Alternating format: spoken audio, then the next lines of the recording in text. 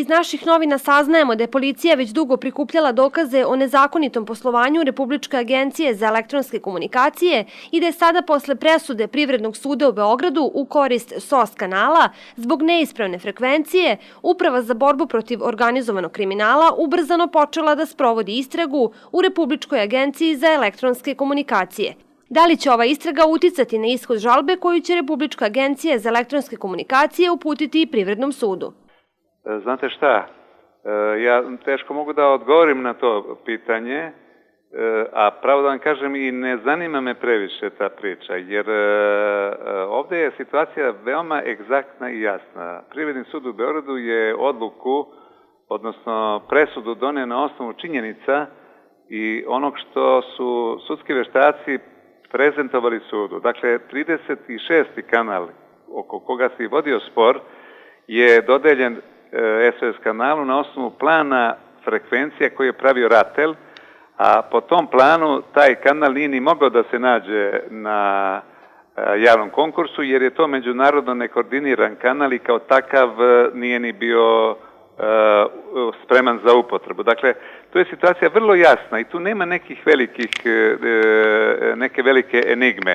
Pitanje zbog čega su to ljudi u RATEL-u uradili. Ja sam već rekao da se pre svega radilo o stilu i načinu ponašanja tih ljudi koji su svoju bahatost, neodgovornost, osionost, silu, neznanje demonstrirali ovog puta. Međutim, na njihovu nesreću stanje u Srbiji se promenilo i nije više kao što je bilo pre 5-6 godina, kada su sudovi uglavnom donosili odluke u korist RATEL-a, jer se RATEL deklarisao kao država. Pošto RATEL nije država, ovog puta sudija je doneo odluku na osnovu činjenica i sada sudovi rade na jedan drugi način. To što se po novinama sada provlači imena ovih ljudi, to ništa nije novo. I ja ne bih tu previše komentarisao, ali mogu samo da kažem sledeće.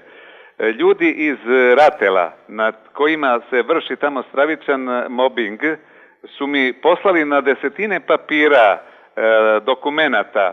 Ja se tim dokumentima neću služiti jer nemam taj cilj. Dakle, SOS kanal se ne bavi time, ali su to već stvari koje su poznate javnosti. I mislim, vrlo brzo ovi mediji koji su počeli da se bave poslovanjem u RATEL-u znaju za to, a uostalom koliko je meni poznato, Savetu za borbu protiv korupcije, Skupštinskom odboru za telekomunikacije, Ministarstvu telekomunikacija, predsjedniku Skupštine, već su dostavljeni materijali o tome kako se radilo u RATEL-u prethodnih godina.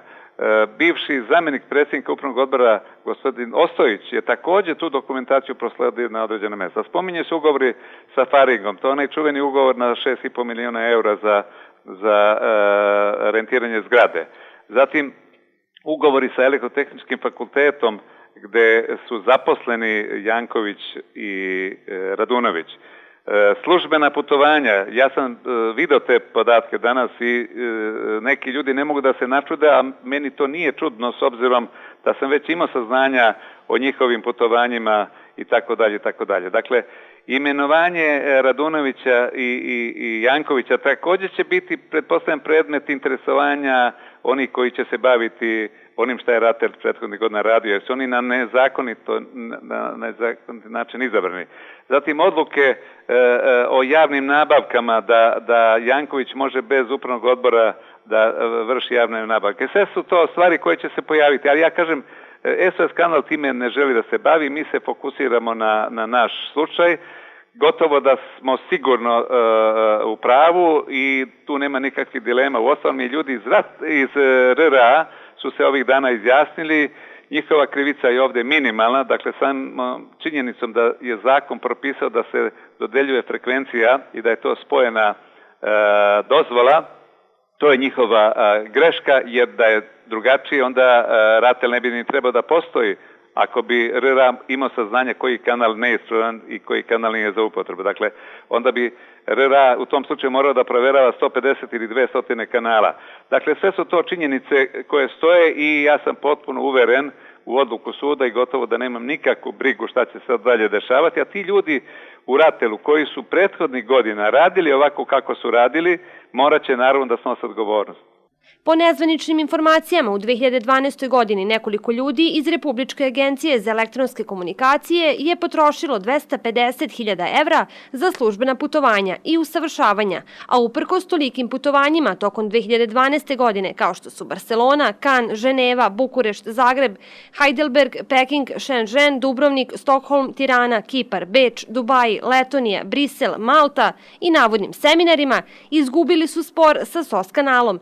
Kako vi, Dragiša, ovo komentarišete s obzirom da ste se borili sami protiv tolikih stručnjaka koji su se po celom svetu usavršavali? Odlično pitanje. Jeste malo sarkastično, ali ja ću na isti način odgovoriti. Dakle, ti tobože veliki stručnjaci da su samo pogledali šta piše u njihovom statutu, ne bi došli u ovu situaciju da državi naprave ovakav trošak. Jedno od osnovnih načela je da oni brinu o emiterima. Dakle, ukoliko se desi da neki emiter ima probleme u prijemu slike ili ako je u pitanju operater, oni su dužni da te probleme otklone.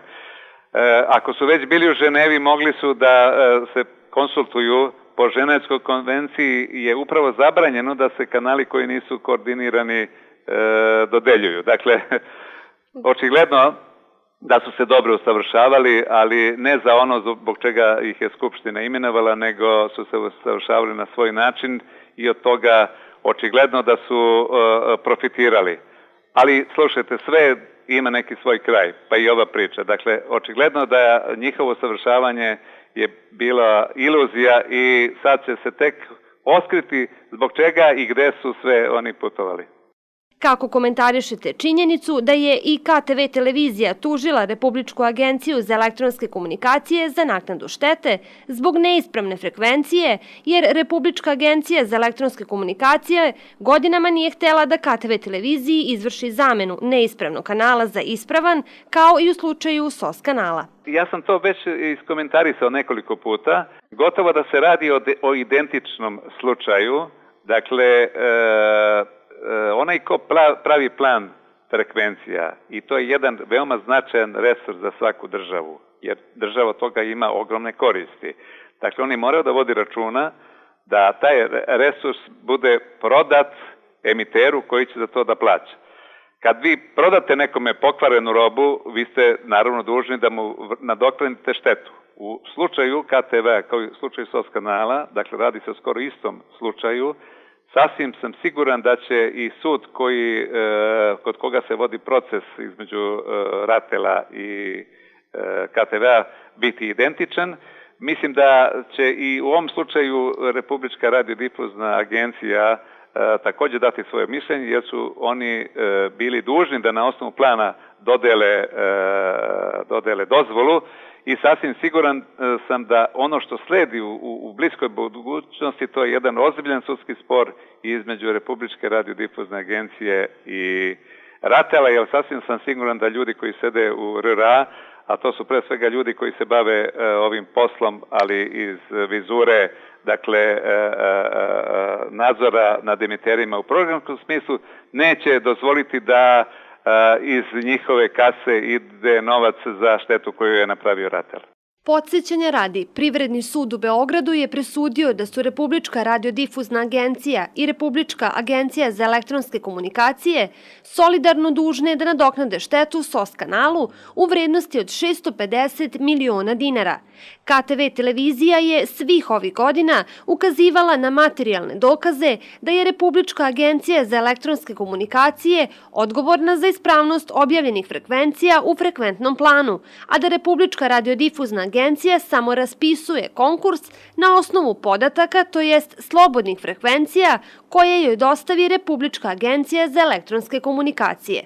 Ove činjenice i po izjavi Dragiše Kovačevića otvaraju mogućnost jednog novog ozbiljnog sudskog spora između Republičke radiodifuzne agencije i Republičke agencije za elektronske komunikacije.